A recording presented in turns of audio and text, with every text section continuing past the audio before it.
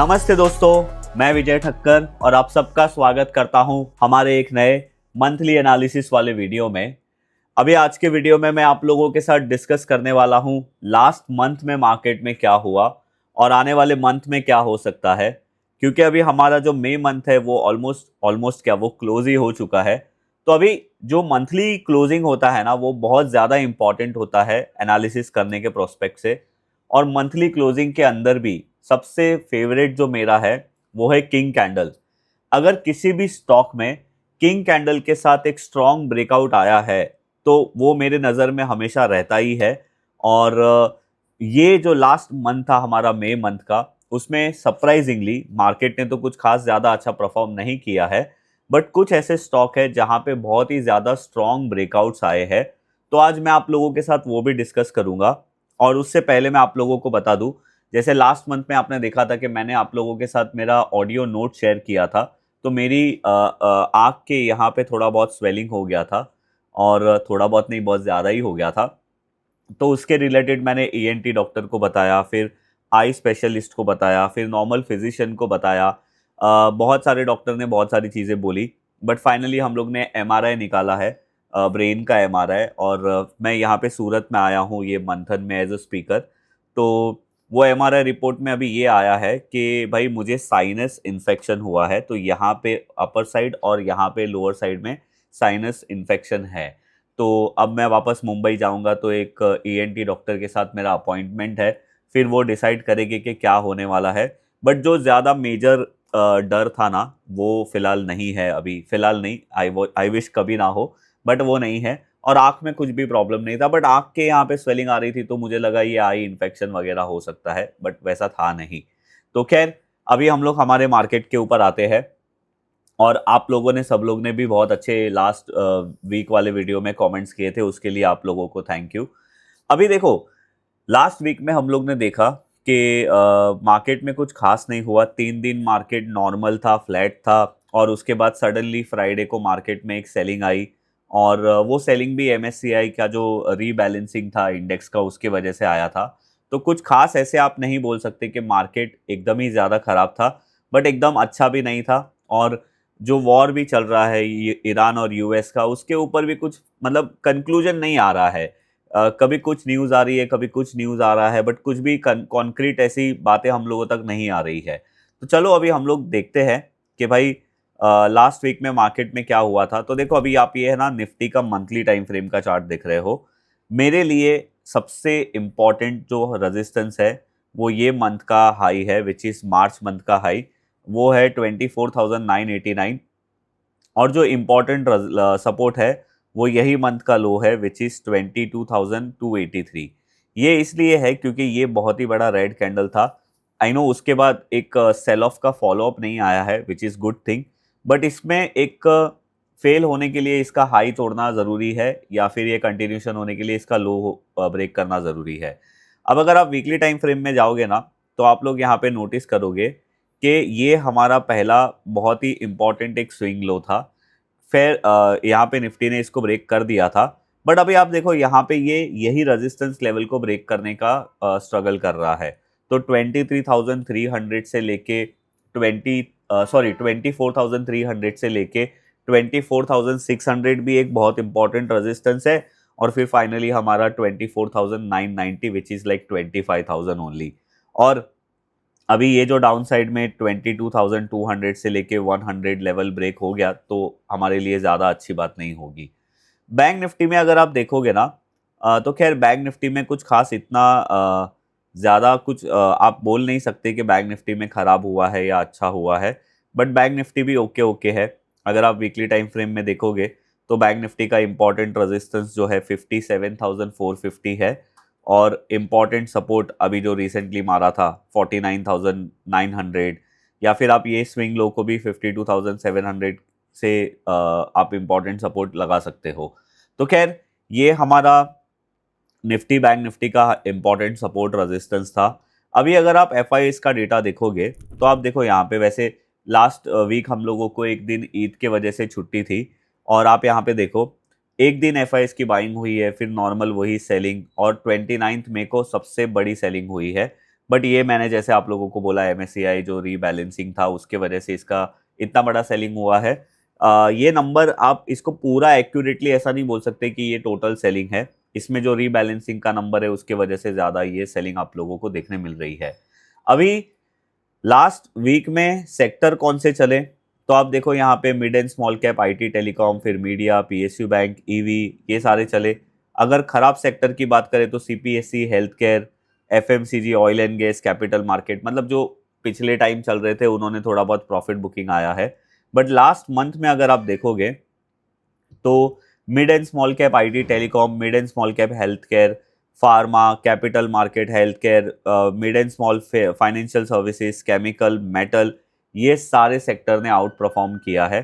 तो ये एक अच्छी बात है। लास्ट मंथ में खराब जो थे वो consumer durable, CPSE index, PSU, oil and gas, PSE, ये सारे सेक्टर ने खराब परफॉर्म किया है। तो देखो एक तरीके से अगर आप ऐसे बोलोगे ना कि निफ्टी क्या है, तो निफ्टी कुछ खास परफॉर्म नहीं कर रहा है, बट सेक्टर में बहुत सारे सेक्टर है वो अच्छा परफॉर्म कर रहे हैं। अगर आप मिड कैप 150 का चार्ट देखोगे ना तो वो भी बहुत अच्छा ब्रेकआउट कर रहा है, और भी बहुत सारे ऐसे सेक्टर है जो मार्केट में आउट परफॉर्म कर रहे हैं। कैपिटल मार्केट भी अच्छा कर रहा है। अभी लास्ट वीक में डॉलर इंडेक्स को अगर हम देखेंगे तो वो 98.90 के आसपास था। इंडिया वीक्स थोड़ा बहुत बढ़ के वापस 16.18 हो गया है। ब्रेंट क्रूड अभी जो है वो $91.80 और 91 के आसपास चल रहा है। और इसमें ना एक चीज मैं आपको समझाता हूँ। जब भी फर्स्ट टाइम ईरान और US का सीज वॉर का न्यूज आया था, सीज वॉर बोल रहा हूँ, सीज फायर का न्यूज आया था, तब ब्रेंट क्रूड ने है ना $86 के आसपास का लो मारा था, और अभी ये वापस से 91-90 के आसपास चल रहा है। तो अगर ये वापस से $86 का लो ब्रेक करता है तो ये एक सेंसिबल चीज़ होगी हमारे लिए, और वहाँ पे फिर हम लोगों को लगेगा कि वॉर रिलेटेड चीज़ें ठीक हो रही है। USD INR जो है हमारा रुपया थोड़ा सा स्ट्रांग हुआ है, 94.99 के पास आ गया है, जो 96 तक चला गया था USD के कंपैरिजन में। तो ये हमारा सारा मार्केट का पूरा मैंने आप लोगों को एक शॉर्ट में एनालिसिस बता दिया। अब देखो मैं हमेशा ये आपको बोलता हूँ कि मुझे है ना सबसे ज़्यादा मेरा जो फेवरेट होता है वो किंग कैंडल होता है। अब किंग कैंडल का मतलब क्या है मैं आप लोगों को जस्ट एक बार यहाँ पे बता देता हूँ। किंग कैंडल का मतलब होता है कोई ऐसा कैंडल, मैं इसके अंदर एक ग्रीन कलर कर देता हूँ तो आप लोगों को समझने आएगा। कोई ऐसा कैंडल जो ओपन और लो भी उसका सेम हो और उसका क्लोज और हाई भी सेम हो। अब ये कैंडल में भी क्यों मैं वो बोल रहा हूँ पता है, क्योंकि ये कैंडल में एक आपको ऐसा दिखता है कि ये कैंडल का जो बाइंग है, मतलब ये कैंडल जब ओपन हुआ था तब से लेके ये कैंडल क्लोज होने तक बायर्स का पूरा पूरा डिमांड था, और इसको नॉर्मल कैंडलस्टिक के अंदर ग्रीन माराबुजू बुलिश कैंडल बोलते हैं, पर मैंने इसको अपना किंग कैंडल नाम दिया है। तो मुझे ये इसलिए पसंद है क्योंकि ये अगर वीकली में कहीं पे बहुत स्ट्रांग दिखता है ब्रेकआउट या रिवर्सल में तो वो अच्छी बात होती है, या फिर सबसे रेयर जो मंथली में आता है तो सबसे अच्छी बात है। तो आज मैं आप लोगों के साथ 4-5 ऐसे स्टॉक शेयर करने वाला हूं जहां पे एक आधे स्टॉक में तो बहुत ही स्ट्रॉन्ग किंग कैंडल से ब्रेकआउट आया है, बाकी सब जगह पे आप बोल सकते हो कि 90% या 95% किंग कैंडल का ब्रेकआउट आया है, और वो भी लॉन्ग टर्म के साथ। तो पहला जो स्टॉक है ना ये इतना लॉन्ग टर्म ब्रेकआउट नहीं है। आप यहाँ पे देख सकते हो सीमेंस एनर्जी इंडिया लिमिटेड। इसका ये वीकली टाइम फ्रेम का चार्ट है। मैं आप लोगों को एक बार इसका मंथली टाइम फ्रेम का चार्ट दिखाता हूँ। खैर इसमें इतना डेटा नहीं है क्योंकि ये सीमेंस में से डीमर्ज होके एक नई लिस्ट हुआ था जून 2025 में। पर यहाँ पे देखने और समझने वाली बात यह है कि इसने सितंबर 2025 का हाई ब्रेक किया है।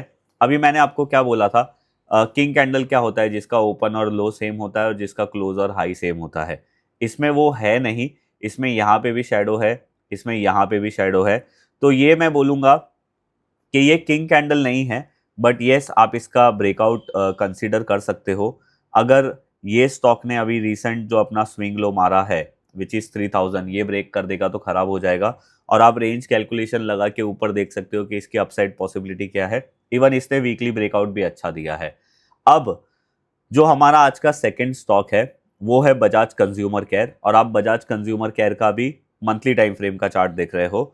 मैंने आप लोगों के साथ ये स्टॉक यहाँ पे भी शेयर किया था जब ये रिवर्सल ब्रेकआउट कर रहा था, और अब ये स्टॉक अपना 2015 से लेके 2018 का हाई ब्रेक कर रहा है। अभी मई 2026 में इसने किया है। खैर, इसका भी देखो, अगर आप ये मंथली कैंडल देखोगे ना, अभी मंथली, वैसे मंथली कैंडल तो क्लोज हो गया है, पर आप देखो यहाँ पे एकदम थोड़ा सा शेडो है और यहाँ पे ऊपर एक शेडो है। तो इसको भी मैं किंग कैंडल तो नहीं बोलूंगा, बट आप ऐसे बोल सकते हो कि ये एक तरीके से 90% किंग कैंडल की कैटेगरी में आ सकता है। तो ये कैंडल ने भी, मतलब ये स्टॉक ने भी बहुत स्ट्रॉन्ग ब्रेकआउट दिया है। अगर ये अपने यही कैंडल का लो ब्रेक कर देता है विच इज 452, तो ये फेल हो जाएगा। और अगर आप इसका रेंज कैलकुलेशन निकाल के अपसाइड में ऐड ऑन करोगे, तो आप लोगों को समझ में आएगा कि इसकी अपसाइड पॉसिबिलिटी क्या है। अभी आज का जो हमारा थर्ड स्टॉक है वो है Garware hitech films and limited. अब देखो ये स्टॉक मुझे क्यों अच्छा लगा, मैं आपको समझाता हूँ। एक तो इसका जो है ना 2010 का रेजिस्टेंस था, वो इसने 2020 में ब्रेकआउट किया था, मतलब 10 साल का ब्रेकआउट हुआ था 280 में। उसके बाद ये स्टॉक ऑलमोस्ट 5400 हो गया था और ये स्टॉक कंटिन्यूसली उसके बाद चला ही था। बट 2024 दिसंबर में इसने हाई बनाया और फिर एक कंसोलिडेशन में चला गया। बट अब आप देखो यहाँ पे, मैं अभी आप लोगों को कुछ नहीं बोलूँगा। अभी आप मुझे बताओ कि ये गरवारे हाईटेक फिल्म में जो ये कैंडल है, मंथली कैंडल, आप इसको किंग कैंडल बोलोगे या नहीं बोलोगे? और अगर नहीं बोलते हो तो आप मुझे बताओ कि ये किंग कैंडल में हम इसको कितना परसेंटेज बोल सकते हैं? 90% बोल सकते हैं, 95% बोल सकते हैं, या हम लोग इसको 98% किंग कैंडल बोल सकते हैं। तो देखो ये स्टॉक ने इतना स्ट्रांग ब्रेकआउट किया है, ऊपर से वॉल्यूम भी अच्छा हुआ है, तो ये स्टॉक भी हमारे मंथली वॉच लिस्ट की कैटेगरी में आता है। आप इसके ऊपर भी ध्यान दे सकते हो। ऑब्वियसली इसका जो मंथली कैंडल का लो है वो ब्रेक हो जाएगा तो ये खराब हो जाएगा। अपसाइड पॉसिबिलिटी के लिए आप इसकी रेंज निकाल सकते हो। अब देखो, टाइम वाइज ये स्टॉक ने इतना बड़ा ब्रेकआउट नहीं किया है, बट जहां पे भी किंग कैंडल से एक कंसोलिडेशन ब्रेक होता है वहां पे हमें हमारा ध्यान जरूर रखना चाहिए। तो ये एक स्टॉक है। अभी और एक जो स्टॉक है ना, मैं आप लोगों को बताता हूं, वो है हमारा वोकार्ड लिमिटेड। अगर आपको याद होगा तो मैंने आप लोगों के साथ मैं आपको बताता हूं, मैंने कभी नवंबर 2023 में वोकार्ड के रिलेटेड आप लोगों के साथ बात की थी और मैंने तभी आपको बताया था कि वोकार्ड में एक perfect inverse head and shoulder breakout हो रहा है। और अगर आप यहाँ पे देखोगे, अभी आप देखो, वो perfect inverse head and shoulder जो ब्रेकआउट था वो ये वाला था। और वो टाइम पे आप इसका ब्रेकआउट कैंडल देखो, ये ऑलमोस्ट किंग कैंडल था, मैं इसको 98% बोलता हूँ। और वहाँ पे वॉल्यूम भी बहुत ज़्यादा हुआ था। उसके बाद आप देखो ये क्या हुआ, 290 से ये स्टॉक नॉन स्टॉप चला, ऑलमोस्ट ये 1800 1900 तक नॉन स्टॉप चला। और यहाँ पे अभी उसने 1 डेढ़ साल से कंसोलिडेट कर रहा है। अभी देखो, मैंने आपको ये हर बार भी बताया है कि ये स्टॉक का मेजर रेजिस्टेंस था 2013 और 2015 का। कभी भी स्टॉक अगर अपने मेजर रेजिस्टेंस को ब्रेक करने आता है फर्स्ट टाइम, तो बहुत रेयर होता है कि वो फर्स्ट टाइम में ही ब्रेकआउट कर देता है। तो वैसे भी यहाँ पे यही हुआ कि ये स्टॉक ने उसका ब्रेकआउट तो नहीं किया और 1 डेढ़ साल कंसोलिडेशन में चला गया। बट अब आप देखो यहाँ पे, अभी यहाँ पे क्या चेंज हो रहा है वो भी आप चीज़ नोटिस करो। अब अगर आप देखोगे तो ये मंथली कैंडल को हम कितना परसेंट किंग कैंडल बोलेंगे वो आप बताइए। उसके बाद यहाँ पे वॉल्यूम भी देखो बहुत अच्छा हुआ है, तो ये दोनों चीज़ अच्छी है। तीसरी चीज़ यहाँ पे अच्छी क्या है कि वोकार्ड अपना 2013 का ब्रेकआउट कर रहा है। चौथी चीज़ अच्छी क्या है यहाँ पे, वोकार्ड को है ना, उसकी एक जो मेडिसिन है या कुछ उसका एक पैटर्न है, उसके लिए उसको अप्रूवल मिल गया है इंडिया से। और मैं आज कहीं पे न्यूज़ पढ़ रहा था कि उसको यूएसए में भी अप्रूवल मेरे ख्याल से मिल गया है। तो ये एक फंडामेंटल ट्रिगर भी है एक अच्छी कंपनी के लिए। तो आप जस्ट इमेजिन करो कि एक लॉन्ग टर्म ब्रेकआउट हो रहा है विथ गुड फंडामेंटल ट्रिगर, वो भी अच्छे प्राइस एक्शन के साथ और वॉल्यूम के साथ। तो आप सोचो कि ये स्टॉक में क्या अच्छी चीज़ हो सकती है। अभी ये स्टॉक भी अपना 1400 लेवल ब्रेक कर देगा तो खराब हो जाएगा। अगर आप वॉल्यूम कैंडल को ऐड, मतलब यहाँ पे ओपन करोगे, तो आप यहाँ पे देखोगे, यहाँ से ही इसके अंदर वॉल्यूम स्टार्ट हो गए जहाँ पे इसने 290 में फर्स्ट ब्रेकआउट किया था। और अभी भी इसमें बहुत स्ट्रॉन्ग वॉल्यूम हो रहे हैं। तो this is a positive thing. आप इसका रेंज कैलकुलेशन निकाल के देखो इसकी अपसाइड पॉसिबिलिटी क्या आ सकती है। आज का जो हमारा लास्ट स्टॉक है वो है भेल। और अभी भेल के बारे में मैं ज़्यादा नहीं बोलूँगा, आप इतना मैं आप लोगों को सिखा रहा हूँ तो आप समझ ही गए होंगे। 2007 और 2008 का ब्रेकआउट इसने अभी रिसेंटली किया है। और आप यहाँ पे अगर वॉल्यूम कैंडल लगा के देखोगे तो आप नोटिस करोगे कि रिसेंटली लास्ट 2 महीने से ये स्टॉक में भी बहुत अच्छा मोमेंटम बन रहा है। ये भी आप मुझे बताओ कि ये भेल का जो मंथली कैंडल है मई का, उसको आप कितना परसेंटेज किंग कैंडल बोलोगे। और यहाँ पे भी बहुत अच्छा और स्ट्रॉन्ग ब्रेकआउट हुआ है। अगर आप वॉल्यूम भी देखोगे तो भेल में वॉल्यूम भी अच्छे हो रहे थे, और इसका भी अगेन यही मंथली कैंडल का लो ब्रेक हो गया तो खराब हो गया। और अपसाइड पॉसिबिलिटी के लिए आप इसकी रेंज कैलकुलेशन कर सकते हो। अभी है ना, मैं आप लोगों को एक चीज समझाता हूँ। देखो, जब भी आप स्टॉक में एनालिसिस करते हो on the basis of monthly chart और वीकली चार्ट, तो आप ऐसा एक्सपेक्ट मत करना कि मतलब एक हफ्ते में या एक दो हफ्ते में ही इसमें बहुत ज्यादा मूवमेंट आ जाएगा। ये लॉन्ग टर्म ब्रेकआउट्स होते हैं। लॉन्ग टर्म ब्रेकआउट्स के टारगेट और स्टॉप लॉस हिट होने के लिए 3 महीने से 1 साल लग सकता है ना। बहुत सारी कंडीशन होती है, बहुत सारी सिचुएशन होती है जिसके ऊपर डिपेंड करता है। तो कभी भी आप मंथली और वीकली टाइम फ्रेम के चार्ट एनालिसिस कर रहे हो तो इतना टाइम अपने दिमाग में रख के चलना। और यहाँ पे मैंने आप लोगों को जो भी चीज़ें शेयर की है ना, ये कोई भी मेरा रिकमेंडेशन नहीं है आप लोगों को। मैं आप लोगों को लॉन्ग टर्म चार्ट्स की पावर बता रहा हूँ। प्राइस एक्शन को और वॉल्यूम एनालिसिस को देख के आप कैसे इसको यूज़ कर सकते हो। वैसे ये सारी चीज़ मैंने अपने एक लॉन्ग टर्म ब्रेकआउट्स वाले स्टॉक्स में सिखाया भी है कि आप कैसे मल्टी बैगर स्टॉक ढूंढ सकते हो, उसके कैरेक्टरिस्टिक्स क्या होते हैं। तो अगर आपको उसकी लिंक चाहिए तो मैं नीचे डिस्क्रिप्शन में दे दूंगा। और अगर आप लोगों को सीखना नहीं है और आपको ऐसा है कि विजय भाई हमारे पास इतना टाइम नहीं है, हम आप सिर्फ हमें इतना बता दीजिए कि विजय भाई कौन सा स्टॉक लेना है, कहाँ लेना है, क्या करना है, तो आप हमारी SEBI registered research analyst service के बारे में चेक कर सकते हो। उसकी भी मैं लिंक नीचे डिस्क्रिप्शन में दे दूंगा। हम वहाँ पे जनरली ऐसे ही स्टॉक रिकमेंड करते हैं जो बहुत लॉन्ग टर्म ब्रेकआउट करते हैं या फिर अच्छे रिवर्सल ब्रेकआउट होते हैं, वो सारी चीज़ें। तो बस ये था हमारा आज का वीडियो। अगर आप लोगों को पसंद आया है तो आप हमारे वीडियो को लाइक ज़रूर करिए। और अगर आपने मेरे वीडियो में से कुछ भी अच्छा सीखा है तो मैं आप लोगों को रिक्वेस्ट करूंगा कि आप हमारे वीडियो को अपने फ्रेंड्स और फैमिली के साथ शेयर ज़रूर करिए। मैं मिलूंगा आप लोगों को ऐसे ही कोई नेक्स्ट वीडियो में, तब तक के लिए बाय बाय।